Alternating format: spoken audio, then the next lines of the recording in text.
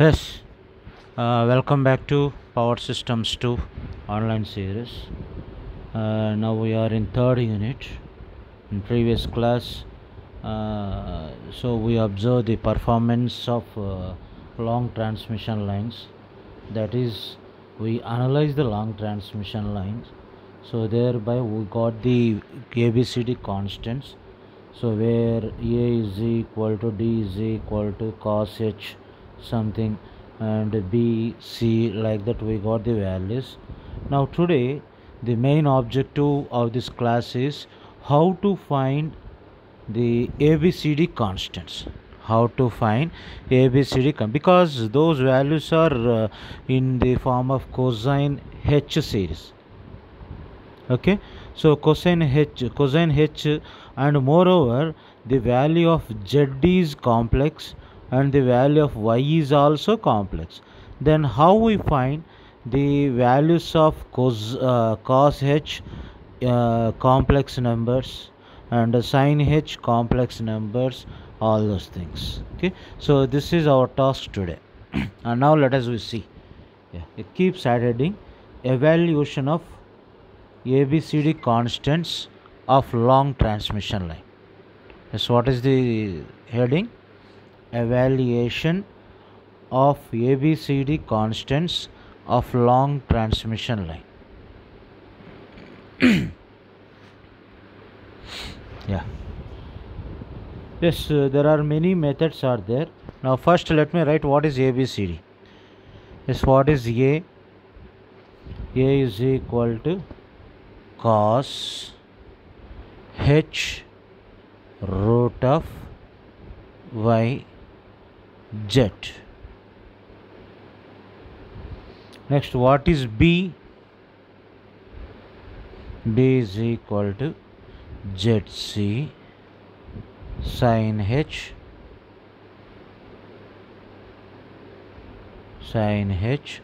root of Y Z. And C is 1 by ZC. 1 by ZC sin H root of YZ. And D is cos H root YZ. So here we can easily find the product of YZ in all cases, and we can also find the square root of this value. But the cosine cos H of this value and sin H of that value, so that is somewhat important. Now how we find that value? How we find that value? So let us see that. Yeah, there are many methods are there. So here I will suggest two methods. So just you follow any one method in your examinations. Okay. Yeah, the first one is by means of the series method. Which is called convergent series. Okay, which is given by, we know that cos Hx is equal to 1 plus x square by 2 factorial plus x power 4 by 4 factorial plus so on. This is cos Hx, and similarly sin Hx is equal to x plus x cube by 3 factorial plus x power 5 by 5 factorial plus so on. Yeah, these are the formulas we know. That is the series of sin H and cos H. Now we take the same concept and we apply this to determine the values of ABCD. Then we can write this as Yes, what is a? Yes, a is equal to d. This is equal to cos h square root of yz. So here in the place of x we have square root of yz. So therefore we can write this as a is equal to d is equal cos h root yz. So this is equal to 1 plus 1 plus root yz whole square by 2 factorial plus root yz whole power 4 by 4 factorial plus root yz whole power 6 by 6 factorial plus so on. So let us we take 3 terms. Yes, then now we can simplify this. What is 2 factorial? 2 into 1. This is equal to 4 factorial, 4 into 3 into 2 into 1. This is 4 3 is a 12, 12 2 is a 24. And what about 6 factorial? 5 into 4 factorial. That is 5 into 24. 5 into 6 into 4 factorial. That is, we will get 720. And in each case, this root and square get cancelled. So then you may get as a is equal to d is equal to 1 plus yz by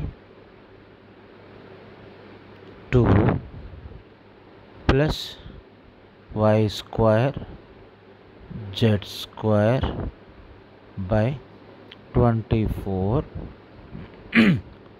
plus y cube z cube divided by 720 plus so on. Okay, then what about b? This is a is equal, d is equal like this. Then b is equal to zc sin h root yz. Then this will be, you can write this as zc root yz 1 plus yz by 6 plus y square z square by 120 plus y cube z cube by 5040 plus so on.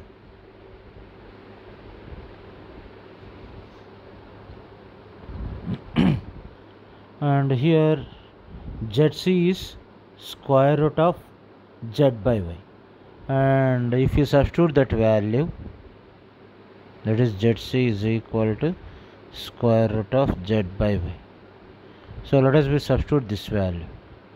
Then b is equal to square root of z by y into square root of yz into 1 plus yz by 6 plus y square z square by 120 120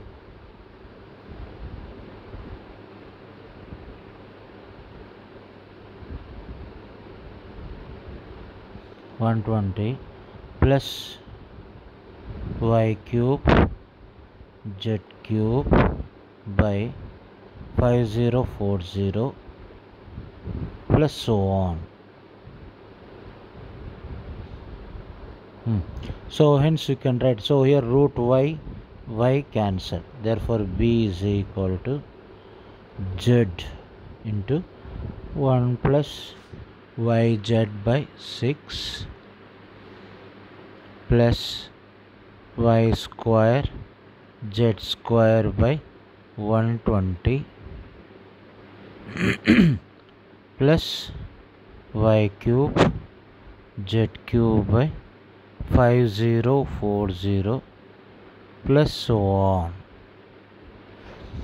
Yes. Then what about C? This is value of B. C value.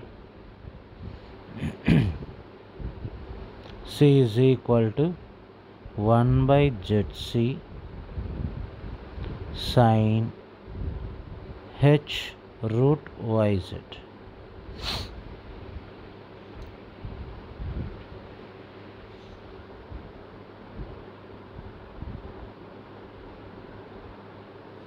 Yes, then you can write this value as square root of 1 ZC, where 1 by ZC is square root of y by z into root yz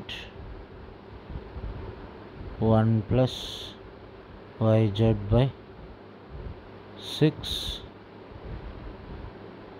plus y square z. Yes, it is as previous 120 plus y cube z cube by 5040 plus so on. So here root z cancel, then here it is y into the same thing 1 plus yz by 6 plus y square z square by 120 plus y cube z cube by 5040 plus so on. Yes, these are the values of ABCDs by means of series, that is by taking the convergent series, and here it is imaginary, that is complex angle method. And if we take the real angle method in the sense, in this method the hyperbolic sines and cosines are expanded by the trigonometrical formulae, as I will tell you. So how it is in the sense. Yes, next keep side heading. The second method is convergent series real angle method.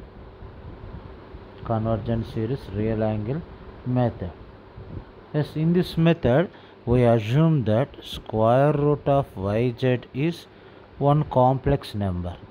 Let this complex number is alpha plus j into beta, where both alpha and beta are real.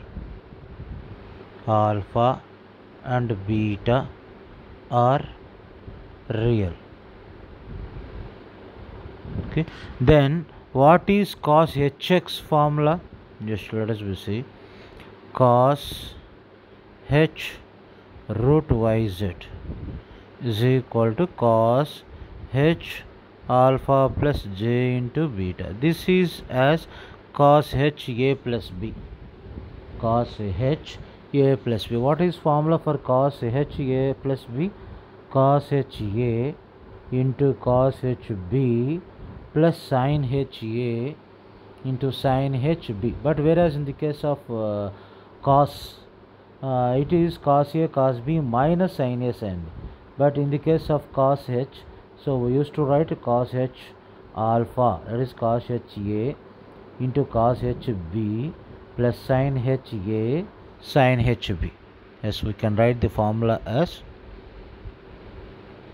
cos h alpha cos h j beta plus sin h alpha sin h j beta. Yes, here, so here we can write what is value of cosine of h beta? That is cos h j theta is equal to cos theta, and sin h j theta is equal to j sin theta. J sin theta. Okay, now let us substitute these formulas here. This cos h j theta is equal to cos theta, and sin h j theta is equal to j sin theta. Then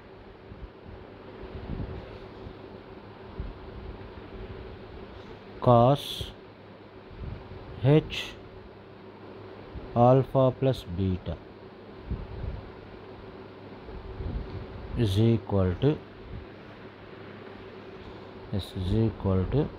cos h alpha cos beta plus j sin h alpha to sin beta. That means you got both real and imaginary term. And similarly, what is sin h? Sin h yz, root yz. This is also sin h alpha cos h j beta plus cos h alpha sin h j beta.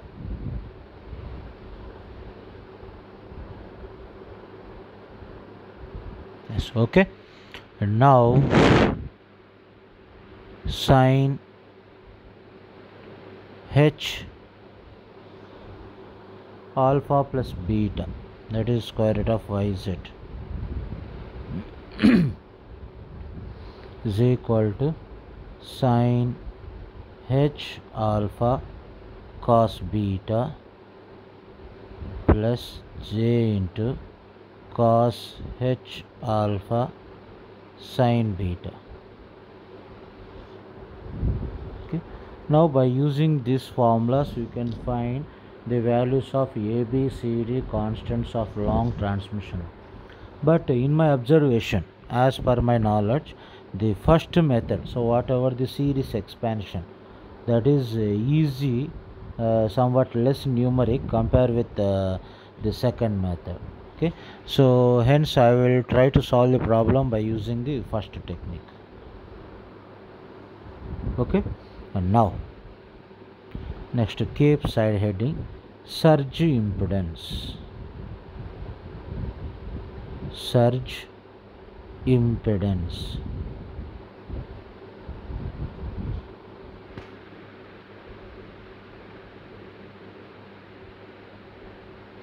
Surge impedance. Yes, what is surge impedance? Surge impedance is Z0, which is denoted by square root of Z by Y.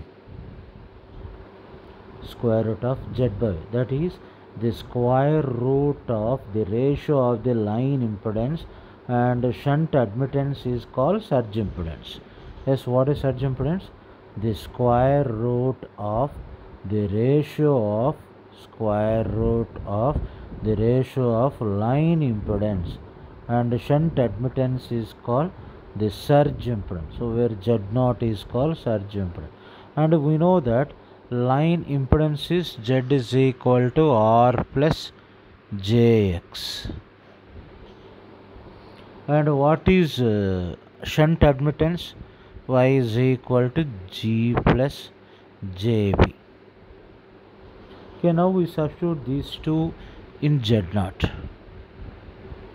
where Z0 is equal to square root of R plus JX divided by G plus JB. Yes, here I try to define the characteristic impedance also in the same manner. Actually, characteristic impedance is more correct notation. Surge impedance is the characteristic impedance of the loss free line. Surge impedance is the characteristic impedance of the loss free line, that is loss free line.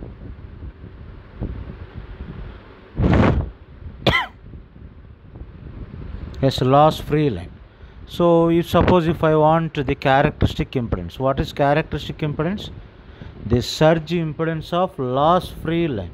Yes, therefore you can write characteristic impedance ZC is equal to Z0 at loss free.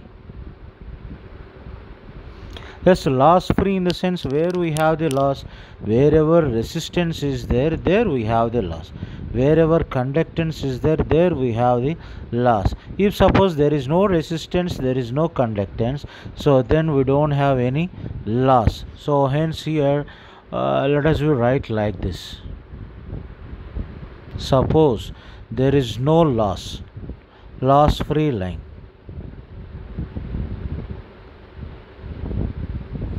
For loss free line, R is equal to 0 and G is equal to 0. R is equal to 0 and G is equal to 0. Then what is ZC characteristic impedance? Square root of 0 plus J into X. X is omega L divided by 0 plus B. B is J omega C. Then you can also write this as square root of omega L by omega C. So here these two get cancelled. Hence characteristic impedance of the transmission line is, that is, square root of L by C. Yes, what is characteristic impedance of the transmission line? Square root of L by C. Generally, this characteristic impedance varies between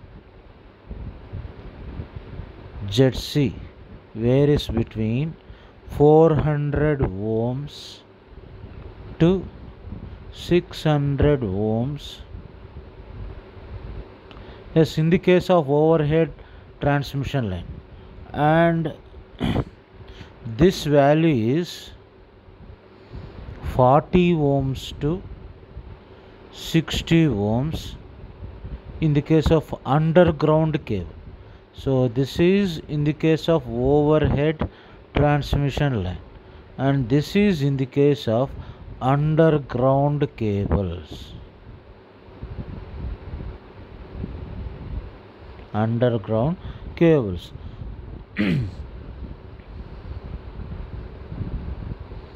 Yes, now the surge impedance can also be evaluated, can also be determined by measuring the line impedance at the sending end.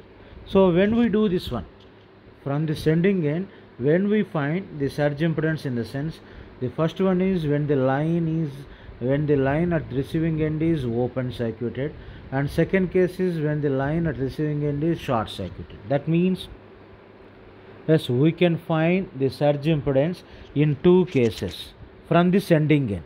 Yes, when, in the sense, the first case is when receiving end is open circuit.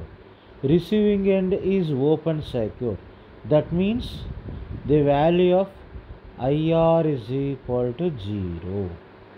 IR is equal to 0. IR is equal to 0 in the sense Vs is equal to A into VR and Is is equal to C into VR. Now we know that what is ZOC?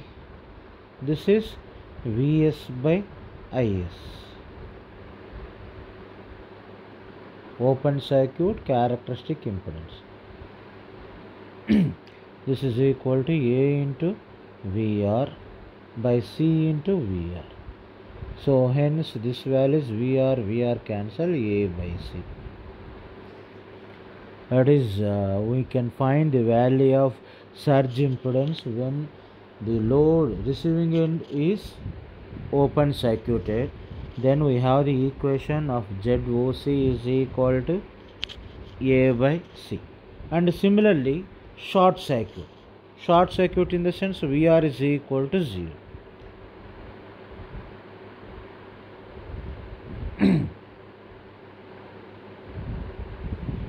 Yes, VR is equal to 0. Yes, when VR is equal to 0, then what about Vs?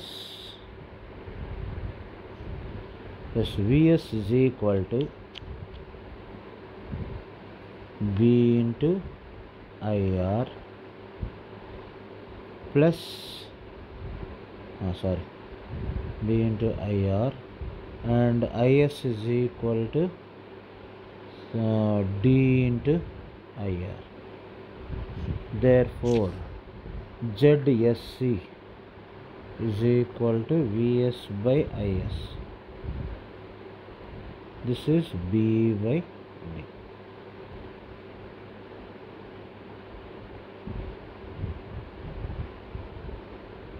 Okay, and next, if we multiply these two, ZOC into ZSC. Yes, what is ZOC? A by C into B by D. And we know that A is equal to D. That is, D is also A. So hence we can cancel these two. Then what is remaining thing? B by C.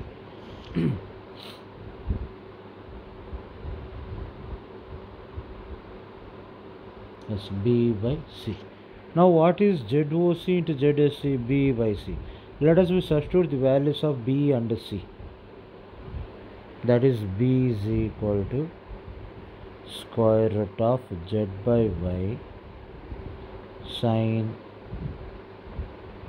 H root YZ, and C is equal to square root of Y by Z sin H root YZ. Okay, now we substitute these two.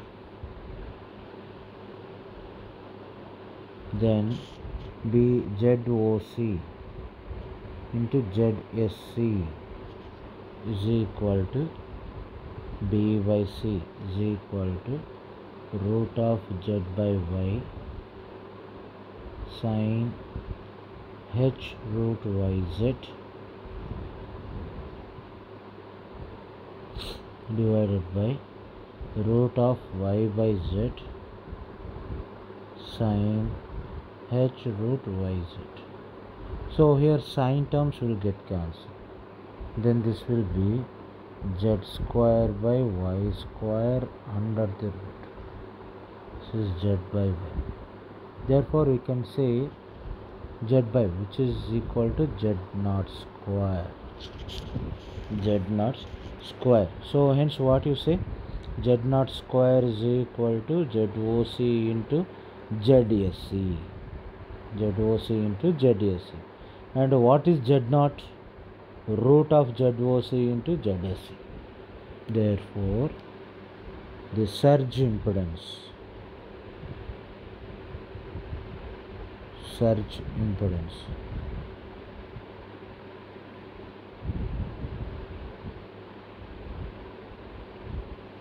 friends, Z naught is equal to square root of ZOC into ZSC.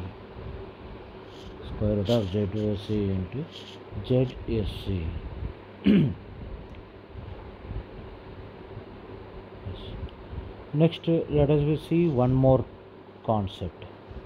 Still time is there. Let's see one more concept, which is called surge impedance loading.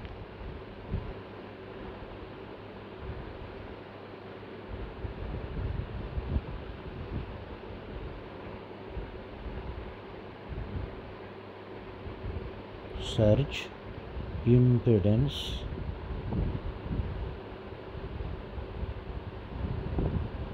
loading.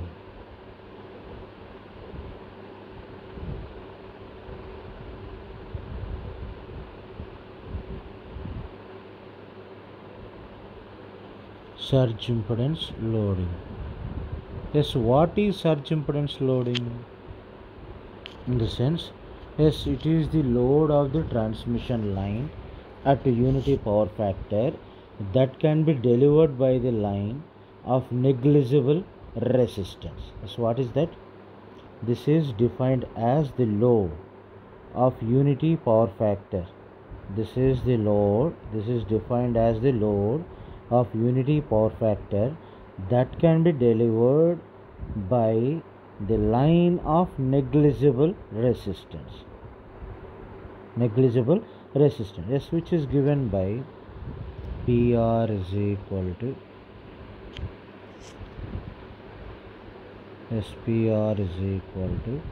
VRL square by Z naught megawatts, where VRL is the receiving end voltage in kilovolts and Z naught is the surge impedance in ohms, and where PR is called the surge impedance loading or natural power, where PR is called surge impedance loading or natural power of the line. It's natural power of the line. Okay. Now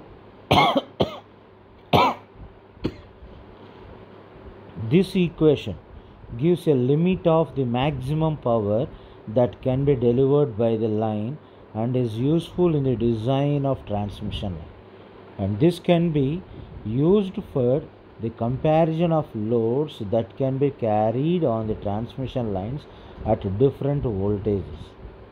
The power transmitted through a long transmission line can be increased either by increasing the value of receiving end voltage or by reducing the surge impedance. So from the equation only we can see. As nowadays the trend is of employing the higher and higher voltages for the transmission. Therefore, this is the most commonly adopted method for increasing the power limit of heavily loaded long transmission line.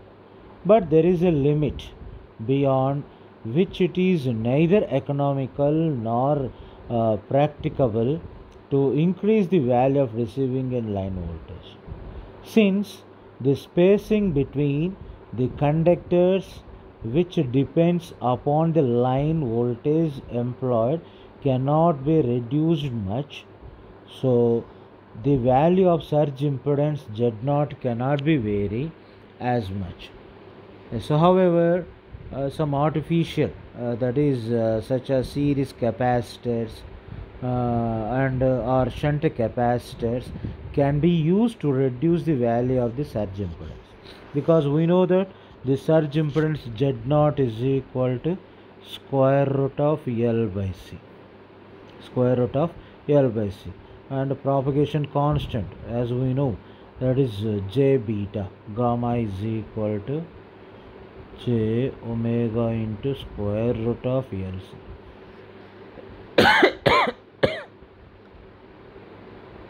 This is J beta. Okay, where beta is the phase shift which determines the torque angle delta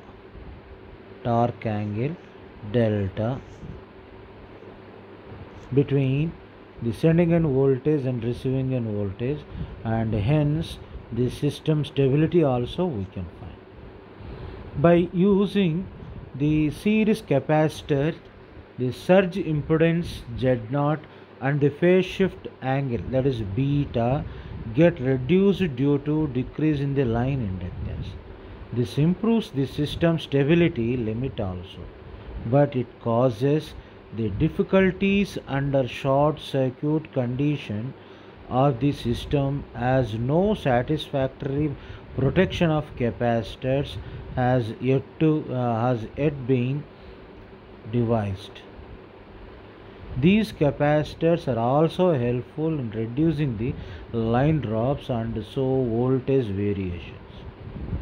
Okay, by use of shunt capacitors, though the surge impedance is reduced, but phase shift beta is increased due to increase in capacitor values.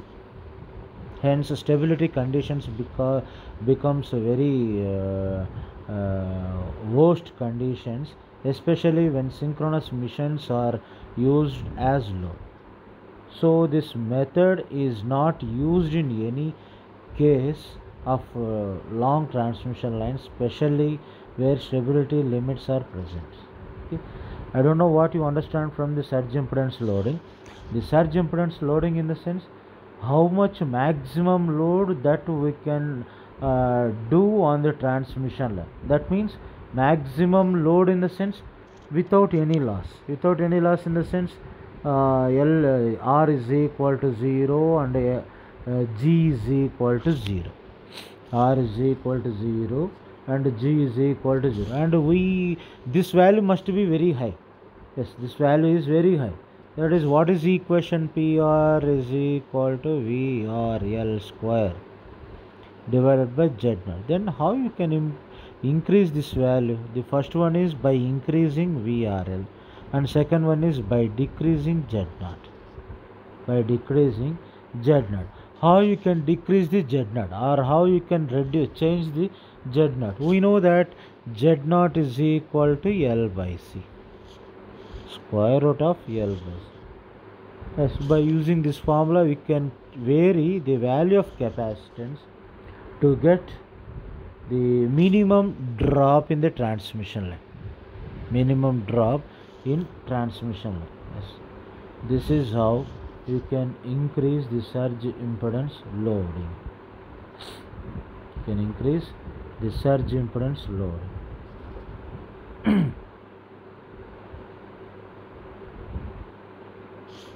Yes, now, yeah, still time is there, I think so. Yes, let us we solve the problem.